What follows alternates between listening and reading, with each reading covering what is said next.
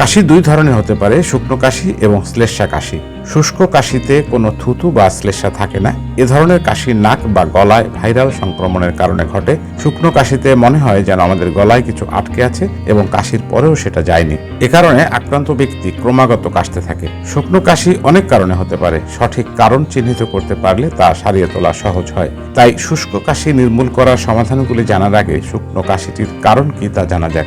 নাক অথবা গলায় অ্যালার্জির কারণে শুষ্ক কাশি হতে পারে। হাঁপানি, যক্ষ্মা বা শ্বাসতন্ত্রের কোনো রোগ থাকলে তবে তাও শুষ্ক কাশির কারণ হতে পারে। যদি কোনো ঠান্ডা, জ্বর বা কোনো ধরনের ভাইরাল সংক্রমণ থাকে তবে তা শুষ্ক কাশির জন্য একটা বড় কারণ হতে পারে। যদি কোনো ব্যক্তি সিওপিডি বা ফুসফুসের ক্যান্সারে আক্রান্ত হয়ে থাকেন তবে সেটিও তার কাশির কারণ হতে পারে। উচ্চ রক্তচাপ চিকিৎসায় ব্যবহৃত কিছু অ্যালোপ্যাথিক ওষুধ শুষ্ক কাশির জন্য দায়ী হতে পারে। যদি নাকে বেশি পরিমাণে শ্লেষ্মা তৈরি হয় তখন সেই অতিরিক্ত শ্লেষ্মা গলায় চলে গিয়ে কাশি সৃষ্টি করতে পারে।